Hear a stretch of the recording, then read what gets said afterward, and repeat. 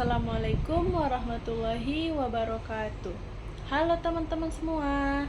Perkenalkan, nama saya Siti Nurjannah dengan NIM 2451 11 10 10 7. Di sini saya akan menceritakan sirah nabawiyah dari kelahiran sampai sebelum pernikahan Nabi Muhammad SAW.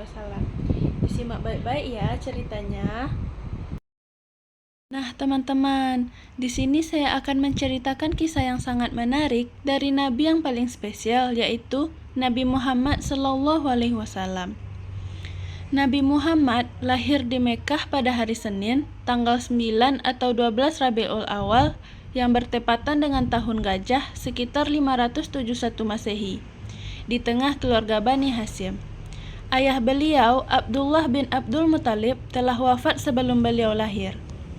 Sesuai tradisi Arab, beliau diserahkan kepada wanita Badui untuk disusui.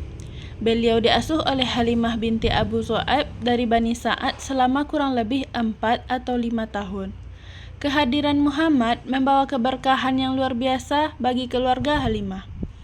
Saat dalam asuhan Halimah, terjadi peristiwa penting di mana malaikat Jibril membelah dada beliau untuk membersihkan hati beliau dan mengembalikannya. Setelah dikembalikan, beliau diasuh oleh ibunya Aminah. Namun, di usia 6 tahun, ibunda beliau wafat di Al-Abwa dalam perjalanan pulang dari menziarahi makam suaminya di Yastrib atau Madinah.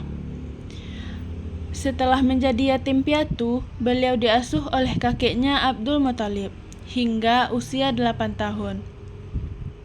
Ketika kakeknya wafat, beliau diasuh oleh pamannya Abu Talib yang sangat menyayangi beliau meskipun hidup dalam keterbatasan. Di masa remaja, beliau bekerja dengan mengembala kambing, suatu pekerjaan yang umum dilakukan oleh para nabi. Di usia 12 tahun lebih 2 bulan, beliau ikut pamannya Abu Talib berdagang ke Syam. Di Busra, mereka bertemu dengan seorang rahib bernama Bahira. Rahib Bahira mengenali tanda-tanda kenabian pada diri Muhammad dan menasihati Abu Talib agar segera membawa beliau kembali ke Mekkah karena khawatir akan bahaya dari kaum Yahudi. Di usia 15 tahun, beliau ikut serta dalam Perang Fijar, sebuah perang antar kabilah Arab yang terjadi pada bulan-bulan suci yang seharusnya haram berperang. Beliau bertugas membantu menyiapkan anak panah bagi paman-paman beliau. Setelah Perang Fijar, beliau berpartisipasi dalam mendirikan perjanjian Hilful Fudul, sebuah perjanjian untuk membela orang-orang yang terzalimi dan mengembalikan hak-hak mereka di Madinah. Di usia 25 tahun, beliau mulai berdagang secara mandiri dan karena dikenal dengan sifatnya yang jujur, terpercaya, dan berakhlak mulia, beliau diberi julukan Al-Amin yang berarti orang yang terpercaya. Berbekal reputasi Al-Amin, beliau mendapat tawaran dari saudagar kaya raya Mekkah, Khadijah binti Khuwailid, untuk memimpin rombongan dagangannya ke Syam. Beliau ditemani oleh seorang hamba Khadijah bernama Maisarah. Perjalanan dagang ini menghasilkan keuntungan besar, dan Maisarah menyaksikan keutamaan serta sifat-sifat mulia Muhammad selama perjalanan, yang ia ceritakan kepada Khadijah setibanya di Mekkah. Alasan saya memilih cerita ini untuk membongkar mitos kebesaran dimulai dari nol. Kita sering mengira kebesaran Rasulullah SAW dimulai saat beliau menerima wahyu. Padahal, kisah masa muda beliau adalah fase origin story yang paling inspiratif. Kami memilih cerita ini karena ia membongkar mitos Muhammad tidak lahir dari keluarga raja atau pewaris harta. Beliau memulai segalanya dari nol, sebagai yatim piatu yang diasuh oleh paman yang miskin. Tujuannya untuk menunjukkan bahwa pahlawan sejati dibantu oleh kesulitan, bukan kemewahan.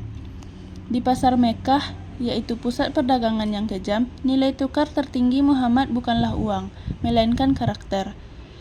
Saya ingin menyoroti bagaimana julukan Al-Amin, yang artinya yang terpercaya, menjadi kunci sukses dan jalan rezeki beliau. Kejujuran beliau bukan sekedar sifat, tapi sebuah brand yang tak ternilai harganya, bahkan menarik perhatian saudagar terkaya yaitu Siti Khadijah. Jadi, hikmah yang dapat saya dapat dari kisah Nabi Muhammad SAW yaitu mengajarkan kita bahwa ujian dan kehilangan di masa muda, yaitu menjadi yatim piatu, bukanlah akhir, melainkan awal dari persiapan ilahi. Kehilangan orang tua tidak menghalangi beliau untuk tumbuh dengan akhlak terbaik. Bahkan dalam kesulitan hidup seperti yang dialami keluarga Halimah, keberkahan dapat datang melalui jalan yang tak terduga, yaitu kehadiran Muhammad kecil, mengajarkan kita untuk selalu bersyukur dan berprasangka baik kepada takdir.